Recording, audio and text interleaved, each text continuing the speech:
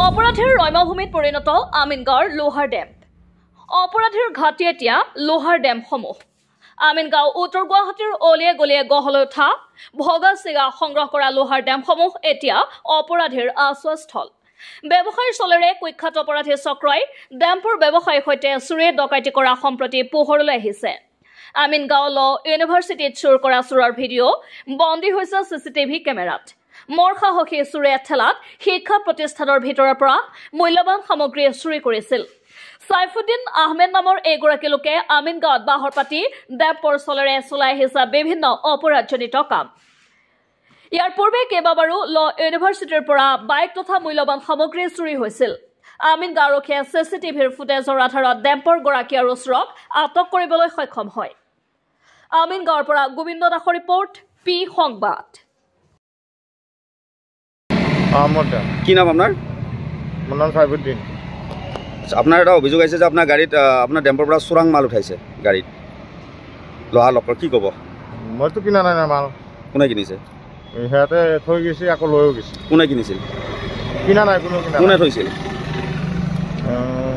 হেৰি আপোনাৰ এই নৱ আৰু আপোনাৰ এই হেৰি প্ৰাঞ্জল।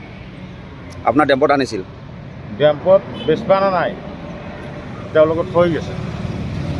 তাৰপিছত আকৌ ৰিটাৰ্ণ লৈ যাব বুলি থৈ গৈছে। ৰিটাৰ্ণ ল'ব বুলি আপুনি থৈ গৈছিল? আপোনাৰ থৈ গৈছে, আকৌ ৰাতিপুৱা লৈও গৈছে। আপুনি বিক্ৰী কৰা নাই মালটো? মালটো মই বিক্ৰী কৰা নাই। কিনাও নাই আপুনি? কিনাও নাই, কিন্তু তাৰে মালৰ লগত আমাৰ অলপ মাল দি দিছে। আপুনি মালখিনি ক'ত পঠাইছিল? হা? আপুনি মালখিনি ক'ত পঠাইছিল?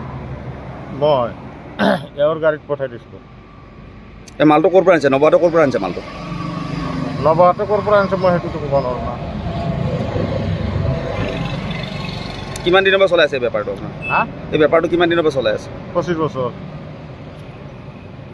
আপুনি কিনি ৰখা নাই? নাই নাই, মই কিনি দেখা নাই। কি নাম আপোনাৰ? সাইফুদ্দিন। ক'ত ঘৰ? ঘৰ হ'ল দক্ষিণ বৰ্ণি।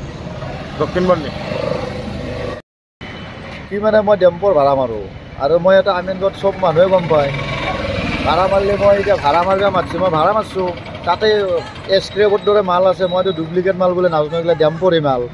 এতিয়া চেক গেটত মোৰ গাড়ীখন ধৰিছে, আমাৰ মালিকক জনাইছোঁ। কাৰ ডেম্পৰ? এই তাৰ নামটো নাজানো, এনে গৰুচুৰ বুলি জানো আৰু পাম্প বস্তিত ঘৰ।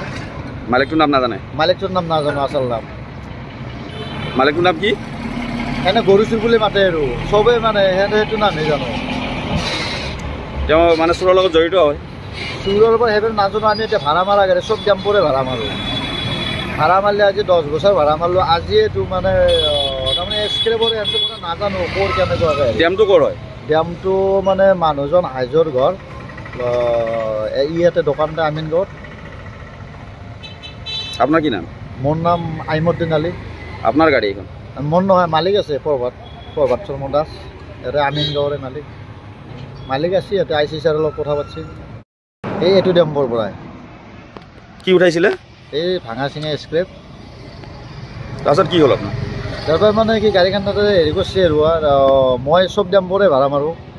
এতিয়া যোনী নাম তাক ডেম্পৰে ভাড়া মাৰি থাকোঁ। আজি 10 বছৰমান মাৰিলোঁ। লোকৰ ইয়াৰে মানুহবিলাক গম পায়। এই মালটো তাৰমানে ইয়াৰ পৰা আনিছোঁ, গাড়ীখন ধৰিছে আৰু বাকী মালটো কাৰ কি মাল সেইবিলাক একো নাজানো। এতিয়া কি চোৰৰ মাল বুলি গম পাইছে নেকি? চোৰৰ মাল বুলি গম পোৱা নাই, গাড়ীখন পাছত এতিয়া গম পাব কি মাল গেছে। থানা কিয় ধৰিলে? থানা কিয় ধৰিছে মানে তাতে কিবা বোলে 2 পিচমান কিবা বোলে ৰ'দ আছে, সেইটো কাৰণে তাৰমানে। ৰ'দখিনি ক'ৰ হয়? ৰ'দখিনি ডেম্পৰ পৰা নিছোঁ মই।